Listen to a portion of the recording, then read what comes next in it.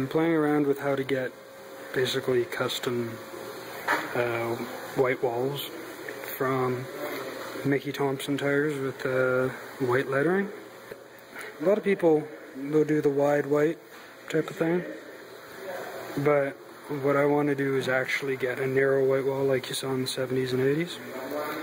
And I'm not sure if it'll work, but I've come up with the idea after some consultation with some people putting it on a brake lathe.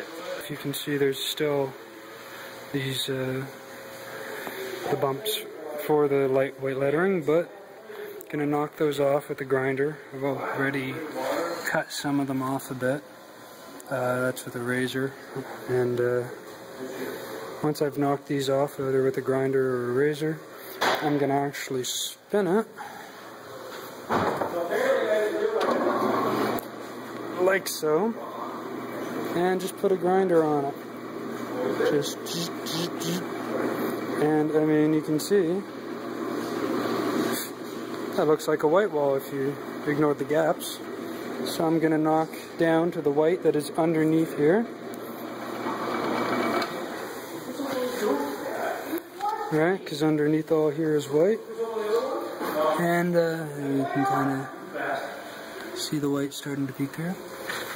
And should end up with about a 1.5 inch white wall. So I've gone through now and sanded off most of the, yeah, pretty much gotten these smooth. You can see that I've kind of started to get into the layer underneath of just white wall. And yeah, the idea here is using just angle grinder, kind of medium grit, go around and just get a nice smooth surface so that when you hit the letters, you're not kicking this off and gouging the tire. So you want a nice flat surface. I don't have any major marks that should knock it off, but if you did, you'd want to do that too. And what I'm going to do is I'm going to flip this round and make it so that the white wall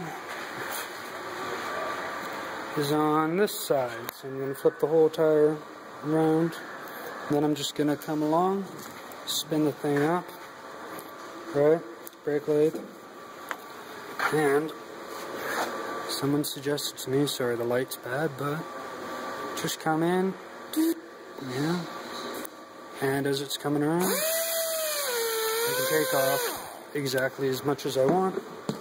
Just keep going until I've got the white wall I want. Ideally, it's going to be about as thick as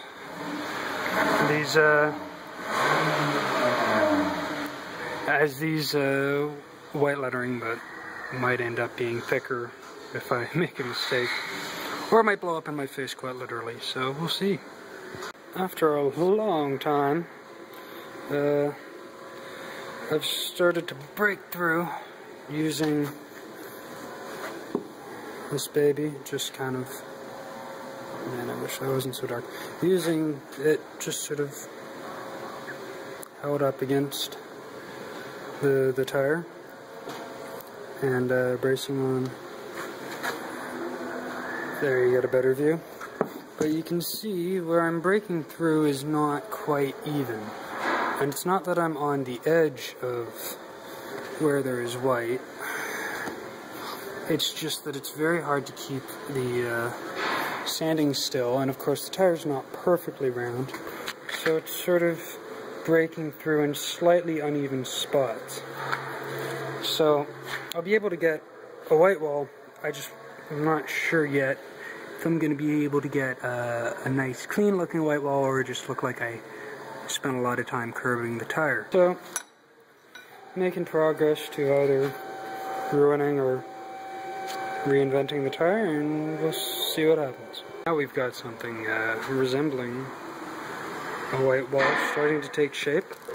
What I did here is I got used the edge of the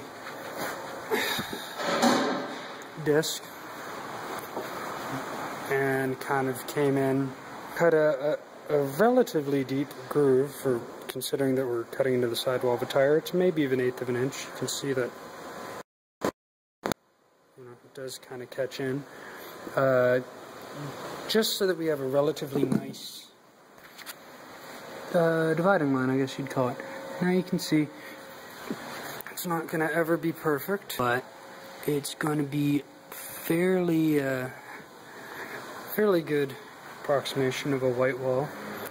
Definitely good from a couple feet away, but I'm sure if someone feels like getting down on their hands and knees and looking at tires, they'll be able to tell. Once we've got that dividing line up there, then we're going to go down and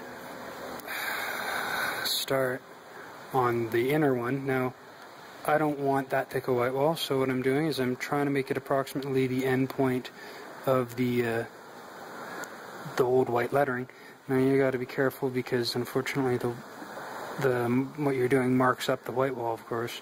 So you've got to make sure that you're starting at the actual end point. I'm going to have to sand down a little and expose it all, and then again go around until you've got pretty much a solid white line, and then just coloring in the middle. So I started with this, and I'm now most of the way through, and I got this going on. You can see still need to do the detailing, but you get the basic idea. The lines are reasonably crisp, and yeah, the lines are reasonably crisp. It's gonna look like white walls when it's done.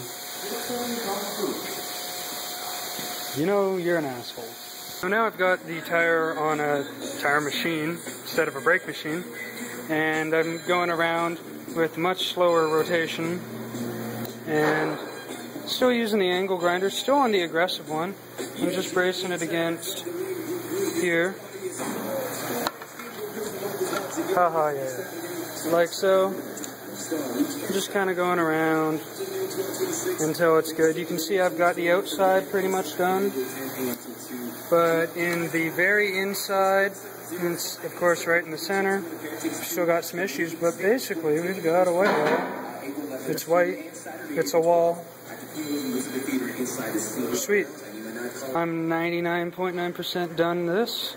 Still have some final touch-up to do, which will be done when it actually goes on the car in a matter of months, but you can see that's pretty darn good. You know, still little waves, but from even 2 feet away, that started off as that, and that's pretty amazing to me. I'm not gonna lie, I'm impressed with myself. Started off with raised white lettering, started off with, ended up with white walls. Cost me only my time, needed a brake lathe and the tire machine, and yeah, I've got, because I'm experimenting, maybe 3.5 hours in this, but I figure the next one I do, probably 1.5 hours of labor, maybe 2 hours to get it perfect. And that's instead of about $100 markup to get some crappier tires to have this white wall. So, yeah.